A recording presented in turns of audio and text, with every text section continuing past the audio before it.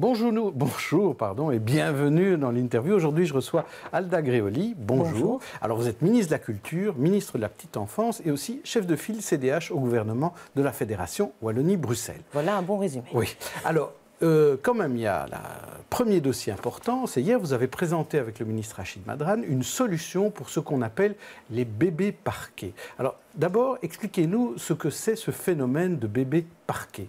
En fait, les bébés dits parqués, ce sont des enfants en très bas âge, donc de 0 à 7 ans principalement, qui vivent une situation d'urgence, soit parce que les parents ont besoin de répit, soit parce qu'il y a des problèmes psychologiques, soit parce qu'il y a des problèmes de maltraitance. Et, faute de place dans des centres d'accueil, dans des lieux d'accueil, eh ben, le juge ou le parent, même parfois, le dépose à l'hôpital et l'hôpital le prend en charge. Alors, le problème... C'est pas du tout fait pour ça, un hôpital. C'est pas du tout fait pour ça. Et par ailleurs, on observe, parce que ça peut arriver aussi avec des enfants qui sont à l'hôpital, où l'équipe à l'hôpital détecte une situation de maltraitance et donc demande aussi de pouvoir prolonger. Et donc on est avec des enfants qui, entre guillemets, vivent à l'hôpital sans pouvoir être entourés, encadrés et surtout recevoir ce qui est nécessaire d'affection, de développement, de relation aux autres. Et donc c'était une situation qui durait depuis une quinzaine d'années. Le Parlement de la communauté française et en particulier Véronique Salvi avait porté une résolution. Nous avions demandé que la coordination des ONG des droits de l'enfant réfléchisse, fasse une étude, fasse des propositions. Et nous avons la chance, Rachid Madrane et moi-même, de pouvoir présenter un plan qui résout la question, avec 7 millions de réinvestissement. Donc ça, c'est dans le budget de l'année prochaine, donc on pourra le résoudre l'année prochaine. Donc comment on va le faire? Est-ce qu'on va créer des services d'accueil? Comment ça va fonctionner, en fait? Quand on se rend compte, par exemple, qu'il faut placer un bébé, comment est-ce qu'on va faire? En fait, ce qui est remarquable dans la décision du gouvernement de la communauté française et dans, je vais dire... Vous dites vous-même que c'est remarquable, votre propre décision. Oui, je trouve que c'est remarquable, mais non, écoutez, franchement, quand on se lève le matin, c'est l'impression que Rachid Madrane et moi, on a eu vraiment, quand on se lève le matin et qu'on obtient 7 millions supplémentaires de manière structurelle pour résoudre une question, avouez quand même qu'on est quand même content de faire le métier qu'on fait. Et donc, c'est quoi en fait? C'est la chaîne qui est renforcée. La chaîne qui est renforcée du côté de l'urgence pour ce qui concerne Rachid Madrane, avec la création de 2 centres d'accueil d'urgence et un renforcement du nombre d'enfants qui peuvent être pris en charge dans ce qu'on appelle l'urgence, c'est-à-dire soit moins de 20 jours de prise en charge 2 fois, soit moins de 50 jours de prise en charge. Et ça, c'est plutôt à Bruxelles et dans le Hainaut, alors, c'est ça? On voit, quand on étudie la carte de la communauté française, que c'est à Bruxelles et dans le Hainaut que le besoin d'ouverture et d'avoir des solutions est le plus important. Et en ce qui me concerne, et dans la partie qui est de ma responsabilité, c'est l'alliance de 2 choses. De la prévention, avec plus de lieux pour que les parents puissent déposer leurs difficultés, discuter entre eux. Et donc c'est l'ouverture de 30 lieux de parole. C'est aussi de la prévention au travers de crèches, de places de crèches près des hôpitaux, pour pouvoir mettre pour les enfants qui seraient à l'hôpital pour une durée plus longue, de temps en temps l'enfant à la crèche pour qu'il y ait un lieu de socialisation. Le parent à l'hôpital, la maman par exemple, et l'enfant est dans une crèche tout proche. Qu'il y ait un lien plus proche entre les crèches proches des hôpitaux et les hôpitaux. Et fondamentalement, c'est en fait 28 places de plus dans ce qu'on appelle les services d'aide spécialisés à la petite enfance, ce qui permet 28 places. Les enfants ne les occupent pas toujours une année. Donc ça veut dire que 28 places, ça résout beaucoup plus que 28 cas. Et donc, ça permet vraiment là, dans un lieu qui est un lieu, je ne vais pas dire de substitution, parce qu'on ne se substitue jamais à la famille, mais dans un lieu qui permet à l'enfant un réel développement de son réseau affectif. C'est essentiel. C'est comme ça que l'on prévient tous les retards après et donc toutes les difficultés pour un enfant. Mais aussi, ce sont des lieux qui accompagnent la famille. Donc le but de ces endroits, c'est à la fois d'accompagner l'enfant, mais d'accompagner la famille pour un mieux-être après. Alors, si on regarde un peu en arrière, comment ça se fait qu'on a mis finalement 15 ans pour d'abord se rendre compte du problème et arriver à le résoudre? C'était si compliqué, si complexe en fait dans notre structure institutionnelle? En fait, le problème commençait à être connu, mais le problème est en train de se complexifier Et surtout, il a fortement grandi. On voit que sur les dernières années, on a triplé le nombre d'enfants qui sont dits parqués dans les hôpitaux. On a à peu près combien, je crois, 150 ou 160 par an, c'est ça? En fait, on en a 274 sur la communauté française en 2014, et il y en a un quart de ceux-là qui sont à Bruxelles. Et il y en a un quart de ceux-là qui sont entre 0 et 3 mois. Donc vous comprenez que là, il y a vraiment un enjeu important. Et donc, c'est pour ça que Rachid Madran et moi-même, on a déposé cette note et on remercie à la fois le Parlement d'avoir porté le dossier et à la fois le gouvernement d'avoir compris l'importance de ce réinvestissement. Peut-être à noter, à Bruxelles, ça concernait surtout Saint-Pierre et Reine-Fabiola. Oui, évidemment. Ouais. Pourquoi? Parce qu'ils ont des services pédiatriques qui sont très développés. Et donc, principalement ces deux hôpitaux qui sont concernés. Donc, ils vont être soulagés, eux, par rapport à ça. C'est notre souhait. C'est surtout les enfants qui vont être soulagés. Parce que les équipes dans les hôpitaux, elles faisaient vraiment ce qu'elles pouvaient. Et donc, on n'a pas de reproche à faire aux équipes dans les hôpitaux. Mais c'était de notre responsabilité politique à nous de faire les investissements nécessaires. Je crois que c'est clair et on comprend pourquoi vous avez dit que c'était remarquable, parce que c'est à remarquer, en fait. Tout à fait. Voilà. Alors, autre dossier, vous êtes ministre de la Culture, vous avez fait voter le décret des arts de la scène, et puis là, on a appris dans le vif hier qu'il y avait un rapport indépendant qui avait été déposé sur votre table sur les théâtres, et dans ce rapport, on y voyait que, apparemment, on consacre beaucoup plus d'argent à la structure dans les théâtres qu'à l'artistique, et que, par exemple, le Théâtre National, qui est le premier théâtre en termes de subsides en Fédération Wallonie-Bruxelles, le consacre beaucoup moins que la moyenne en matière artistique. Alors, est-ce que ça veut dire qu'il faut revoir la manière de subsidier les théâtres? Est-ce que vous avez été trop vite en votant ce décret des arts de la scène? Non, pas du tout. Cette demande avait été faite en parallèle par ma prédécesseur, Joël Milquet, afin de pouvoir réfléchir à l'optimalisation de la mutualisation entre les structures. Pour faire bref, comment est-ce qu'on pouvait aider les structures à dépenser moins d'argent en administratif et pour pouvoir se consacrer beaucoup plus à la part artistique, la part de création et la part du soutien à l'emploi des artistes.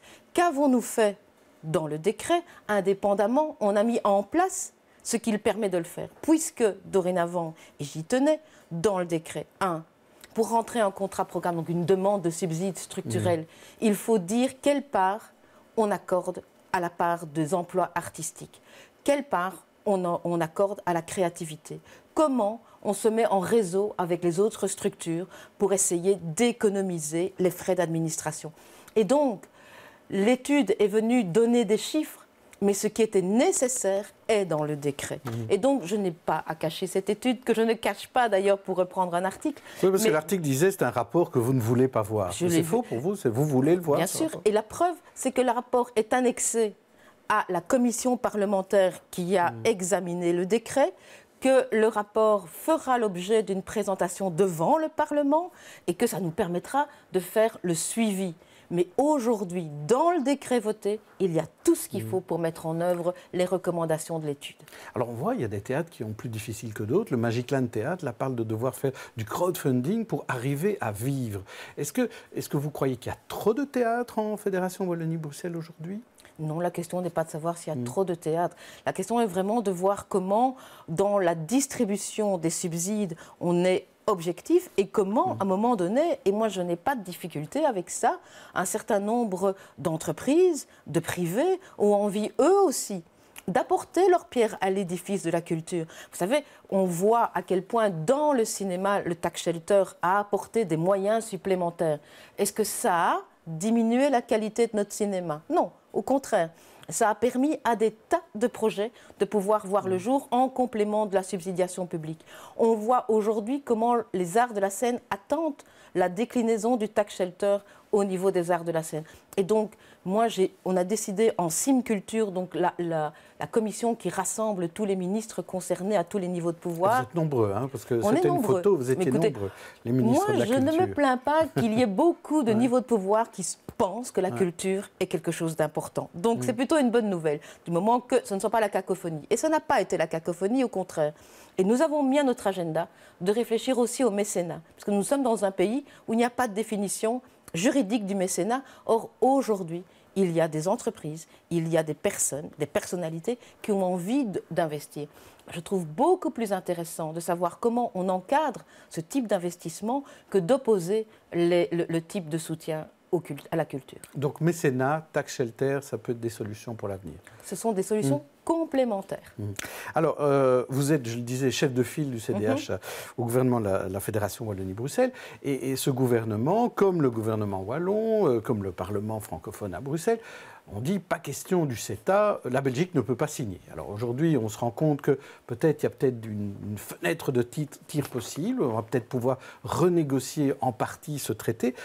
Pour vous, d'abord c'est une bonne nouvelle de voir que ce non des francophones de Belgique a porté ses fruits ou aurait porté ses fruits. En fait, ce que je trouve vraiment intéressant dans ce qui s'est passé ces derniers jours et ces dernières semaines, de manière visible, c'est qu'on s'est réapproprié le débat sur un enjeu essentiel, c'est-à-dire nos relations commerciale avec un pays ami. Parce que s'il y a bien un pays qui nous ressemble, c'est le Canada. Donc on a replacé le débat au centre et la population elle-même s'est, comment est-ce que je veux dire, mobilisée, s'est intéressée à un débat du niveau européen. Je trouve que par rapport à la réflexion sur l'Europe, il y a quelque chose de remarquable dans ce qui vient de se passer. Je pense que la Commission européenne a vraiment intérêt à analyser ce qui vient de se passer ces dernières semaines parce qu'on a une population qui, comme jamais en Belgique, à mon avis, depuis la création de l'Europe, s'est réintéressée à un débat européen, avec des pour, avec des contre, avec des arguments et des contre-arguments. Quel est l'endroit où on n'a pas discuté de ça autour d'une bière ou dans un bureau de travail? On en a tous parlé. Et donc, c'est important. Mais c'est tardivement, quand même, qu'on s'y amène. On a l'impression que la société civile vous ont un peu poussé dans le dos, et aussi l'extrême gauche et les écolos. C'est un petit peu tard qu'on se rend compte, qu'on s'est rendu compte que le CETA était peut-être un peu négatif. Ce ne sont pas les politiciens ou les gouvernements qui s'en sont rendus compte tard. Ce qui s'est passé, c'est que c'est venu sur la place publique de manière effectivement relativement tardive dans le processus. Et ça, c'est une question aussi de relation entre les entités fédérées et le fédéral. Et là aussi, je trouve que ce qui s'est passé autour de ce débat nous apprend aussi de la nécessité d'un plus profond dialogue, quelles que soient les majorités dans ce pays, autour d'enjeux fondamentaux. Mais ce qui m'intéresse vraiment, c'est de savoir comment on améliore la démocratie européenne pour que notre population se dise « ça aussi, c'est mon affaire ». Et le CETA est une bonne occasion. Donc poursuivons. Et par ailleurs, je suis persuadée qu'on trouvera une issue positive. Alors par exemple, sur le fond, donc, quelles sont pour vous les adaptations qui permettraient au gouvernement de la Fédération, au gouvernement wallon, de dire oui? En fait, on voit que le CETA porte principalement sur une série de matières qui concernent la région wallonne. C'est la raison d'ailleurs pour laquelle on a vu des députés de la région wallonne et même le président du Parlement se mobiliser de manière importante. Un CDH comme moi, effectivement. Mais derrière ça, il y a aussi toutes les questions du libre-échange. Et vous savez, il y a des choses, pour moi, des frontières qu'on ne franchit pas. La marchandisation du service, c'est non. L'exception culturelle, c'est quelque chose d'essentiel. Ce sont des garanties comme ça qu'il nous faut pour pouvoir avancer dans un accord. Il y a du côté du libre-échange toute une série d'aspects positifs dans le développement de nos entreprises, dans la relation de nos entreprises à un marché plus important. Nous serions, je vais dire, un peu fous de nous en priver. Mais d'un autre côté, il y a une série de balises qu'on ne peut pas franchir. On ne franchit pas l'exception culturelle et on ne franchit pas la marchandisation de nos services. Il n'est pas question demain que des hôpitaux privés américains viennent faire de l'argent sur le dos de nos patients. Oui, mais derrière le Canada. Et c'est ça. Et je pense que tout le monde n'a pas mis ça en évidence. Le CETA est vraiment quelque chose qui ne pose dans les faits pas grand problème par rapport à la relation au Canada. Mais derrière le CETA, et c'est inclus dans le CETA, ça inclut les conventions prises par le Canada avec d'autres pays. Or, le Canada a déjà pris son accord de libre-échange avec les États-Unis. Et donc, derrière ça, il y a en conséquence toute la question du TTIP. Et donc, je pense que c'est le traité avec les États-Unis. Voilà. Et celui-là, par rapport à la garantie que je viens de mettre, celui-là, il pose question. Et donc, c'est pour ça aussi qu'il y a un enjeu fondamental. Donc, ce n'est pas un enjeu contre le Canada, ni contre une relation avec le Canada, c'est un enjeu de conséquences par rapport au TTIP.